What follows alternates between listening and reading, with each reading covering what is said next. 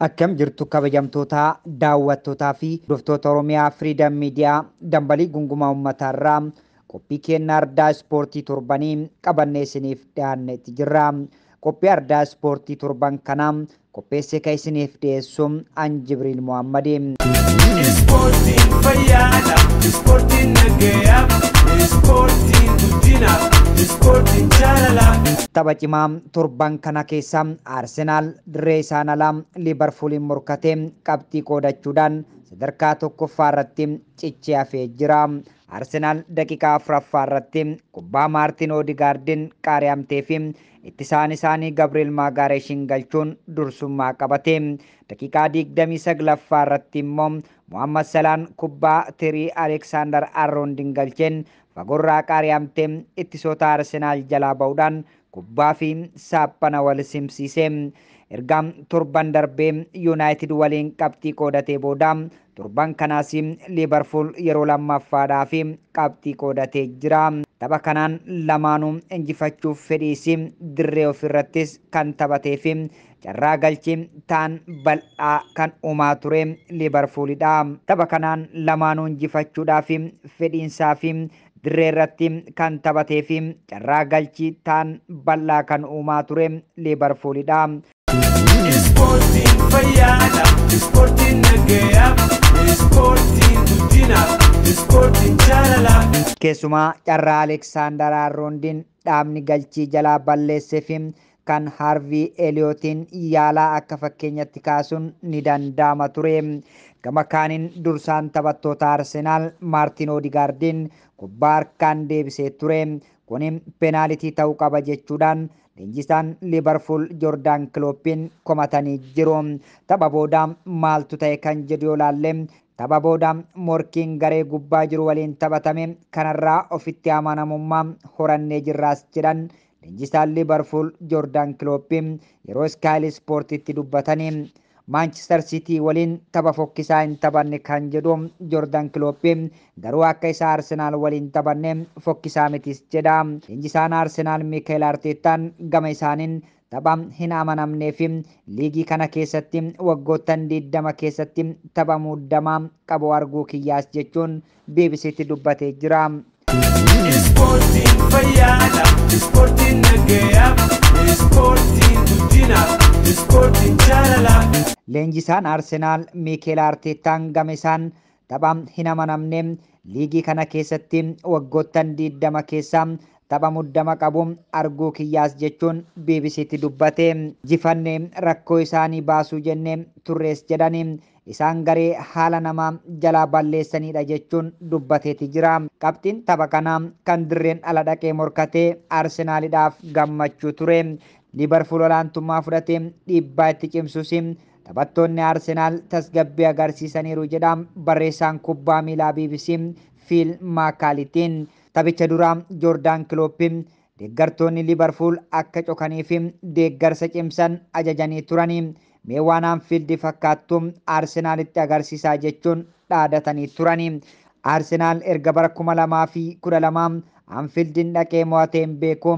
Dhiibbaa fi qormaata deeggartootaa kana garuu tasgabbaa'ee Arsenaal dabarsee jira jedha Phil Maakaaltiin. Arsenaal bara dorgommii darbee Anfield dhufee waan agarsiise wal bira qabuudhaan bilchaachaa akka dhufe ibsameeti jira.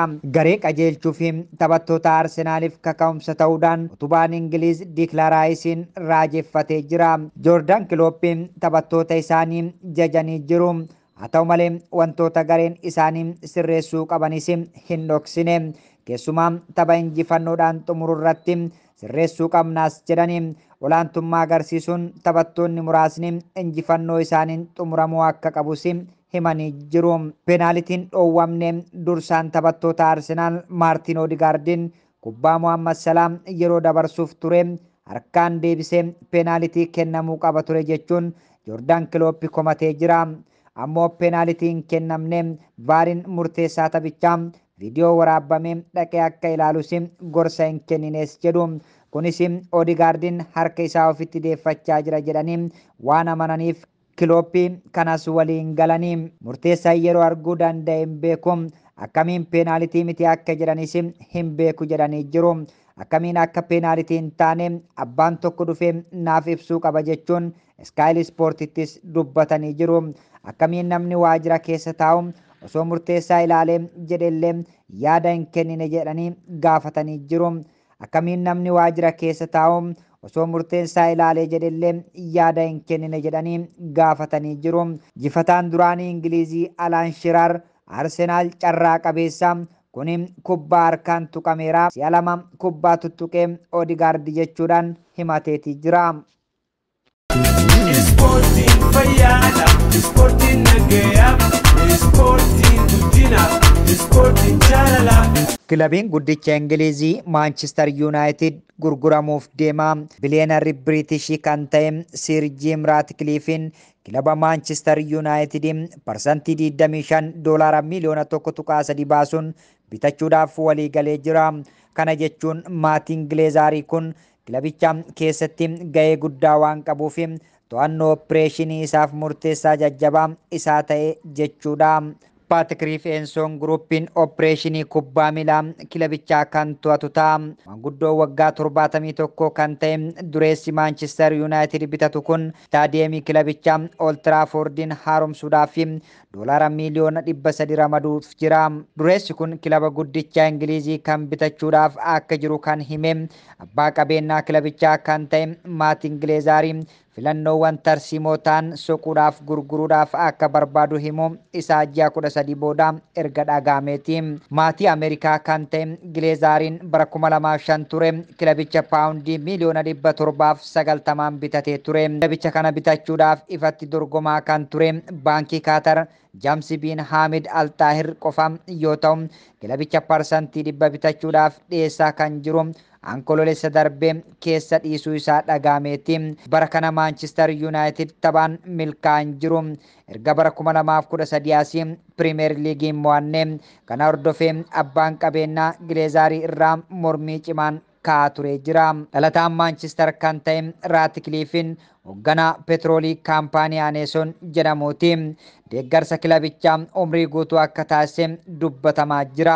Bara darbee dureessi Raashiyaa Ibrahimovic Chelsea yeroo gurguruuf turetti bitachuudhaaf yaalee akka hin milkoofne dubbata. Namoota UK keessaa hunda caalaa dureeyyii ta'an keessaa tokko kan ta'e Sir James Ratcliffe'n qabeenya hedduu jaallatamaa hin taane bitachuu ture kan biizinasa guddaa biliyoona hedduu baasu ijaaree jira. Amma immoo biraandii kubbaa miilaa UK baay'ee jaalatamu parsantii 25 dhuunfachuun hiree kilabichaa kan yeroo ammaa kufaa jiru teessuudhaaf deemaa jira. Si'a 20 shaampiyoonii Ingilizii kan ta'e Manchester United Premier League keessatti Iraaktiin Haag jalatti gatantaraa jiraachuun dubbatamaa jira. Darbee bara kana keessaas dorgommiiwwan biroo keessaa ari'ameeti jira. Akka biizinasaatti garuu kilabicha akkuma yeroo hundaa bu'aa gaarii galmeessaa jira. Deeggartoota guutumatti addunyaarra jiran boonsaa jiraas jedhu. Hundeessaan kaampaanii Aneeson kun kilabicha keessaa galee bitachuudhaaf fedhii kan agarsiise amajjii darbe ture. Kun ammoo erga maatiin Gileezaarii gurgurtaaf akka barbaadu himee booda. Maatiin Gileezaarii kilabicha irratti investii gochaa kan jiru yoo ta'u erga bara 2013 leenjisaa kilabichaa Sir Alex Ferguson soorama bahee asii gadi malee ol deemaa hin jiru jedhee jira. Ratcliffe'n ijoollummaa isaarraa kaasee deeggaraa Manchester Unitediin beeka jedha. Hojii biizinasaa yookaan bittaa fi gurguddaa keessatti ejjannoo miti kennii qabaachuu isaatii yuuniyeenii daldaltoota biratti maqaa Dr. No jedhamuun beekamaas jedhee jira.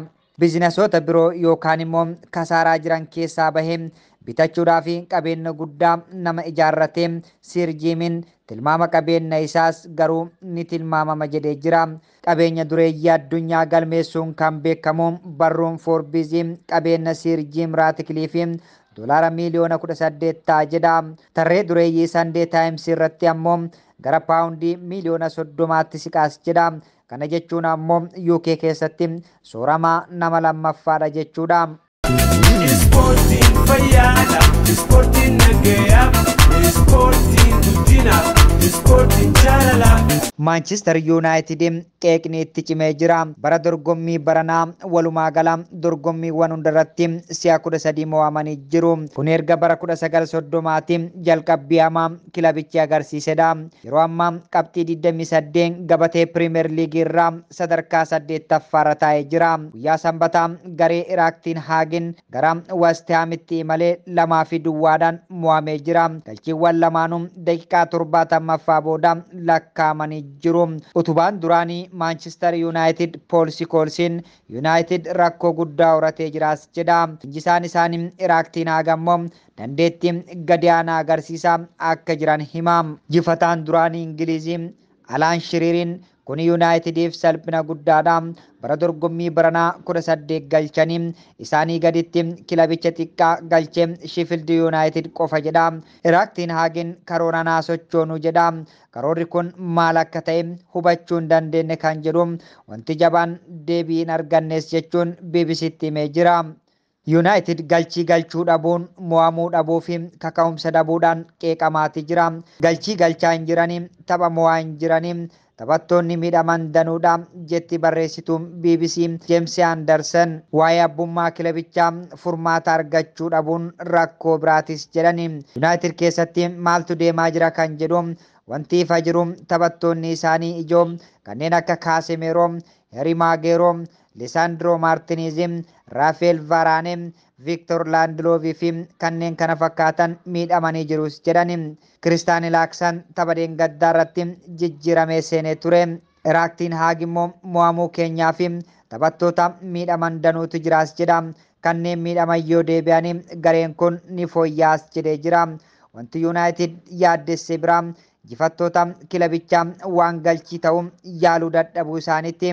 Tisaan United Lukshoon immoo garee isaa qeeqee jira. Inuma mo'amnaa qabxii dhabnaa jechuudhaan tarii ofitti amanamummaa dhabuu ta'uu danda'a jechuudhaan ibsee jira. Paul Scholes kanuma cimsee dubbata. Manchester United rakkoo guddaa qaba. Galchii galchuu dadhabuun isaas isa guddaadha. Waanuma galchii ta'uyyuu uumaa hin jiranis jedha. Dabalataan fuulduratti ba'anii morkataa fi balaa ta'uu yaalaa hin jiran jedha. Ofitti amanamummaa dhabuutu irraa mul'ataas jechuun dubbatee jira. Ispoortiin fayyaadha. Ispoortiin nagayaaf. Ispoortiin guddinaaf. Ispoortiin jaalalaaf. Egaa kabajamtoota daawwattootaa fi hordoftoota Oromiyaa Freedom Media dambalii gungumaa uummataa irraa qophiin kennaa addaa ispoortii har'aaf qopheeffannee kanneen hanga ammaa turanii qopheessee kan isiniif dhiyeesse Jibriil Mohammadi ogummaa kaameraaf teeknikaatiin Umar Jamaaltuun faana ture. Qophiilee Oromiyaa Freedom Media kanneen hafan waliin turtii gaarii.